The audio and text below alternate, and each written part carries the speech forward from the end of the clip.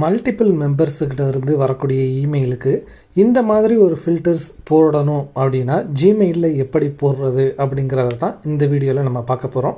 So இப்போ பார்த்தீங்க அப்படின்னா இந்த இடத்துல நான் ஸ்ரீதரன் அதே மாதிரி பாமரன் இந்த 2 பேர்கிட்டையும் இருந்து வரக்கூடிய மெயில்களுக்கு மட்டும் பார்த்திங்கன்னா இந்த ஃப்ரெண்ட்ஸ் அப்படிங்கிற லேபிளுக்கு கீழே வர்ற மாதிரி நான் ரூல்ஸ் போட்டிருக்கேன்.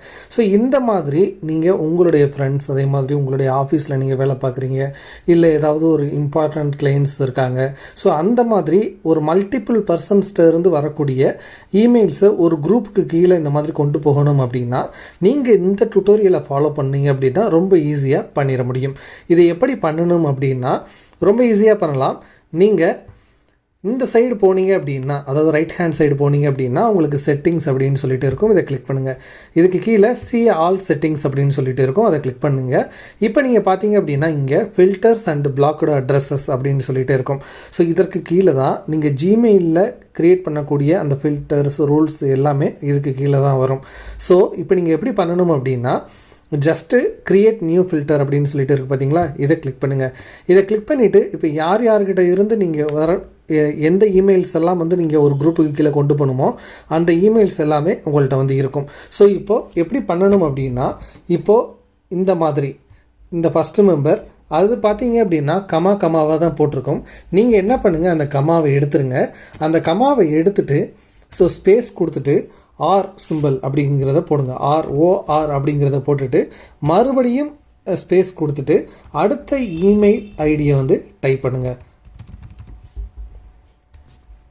ஸோ நீங்கள் கமாவாக போட்டிங்க அப்படின்னா உங்களுக்கு சில சமயம் ஒர்க் ஆகாது.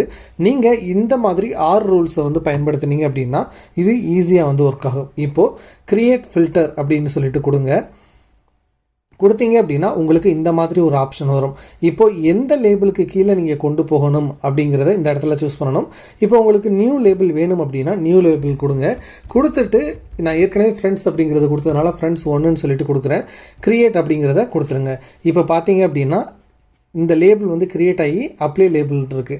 இப்போ இந்த இமெயில்ஸ் உங்களுக்கு இன்பாக்ஸுக்கு போக வேண்டாம் அப்படின்னு நினச்சிங்கன்னா ஸ்கிப் த இன்பாக்ஸ் அப்படின்னு சொல்லிடுங்க.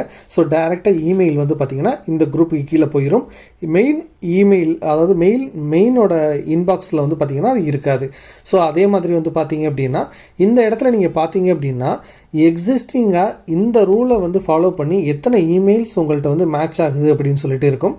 ஸோ அந்த எக்ஸிஸ்டிங் இமெயில்ஸும் உங்களுக்கு இந்த ஃபோல்டருக்கு கீழே வரணும் அப்படின்னா நீங்கள் இந்த ஆப்ஷனை கிளிக் பண்ணிவிட்டு க்ரியேட் ஃபில்டர் அப்படின்னு சொல்லிட்டு கொடுத்துருங்க. இப்போ நீங்கள் இங்கே பார்த்தீங்க அப்படின்னா ஃப்ரெண்ட்ஸ் 1 அப்படிங்கிறது உங்களுக்கு க்ரியேட் ஆகிருக்கு.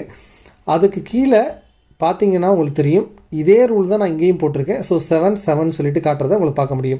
இப்போ நீங்கள் இந்த லேபிளை கிளிக் பண்ணீங்க அப்படின்னா உங்களுக்கு இந்த இடத்துல இந்த 2 மெம்பர்ஸுக்கிட்டையும் இருந்து வந்த இமெயில்ஸ் எல்லாமே இந்த இடத்துல வந்துடும். ஸோ இந்த மாதிரி நீங்கள் எத்தனை மெம்பர்ஸுக்கு வேணாலும் இந்த ரூல்ஸை நீங்கள் எக்ஸ்டெண்ட் பண்ணிக்கிட்டே போகலாம்.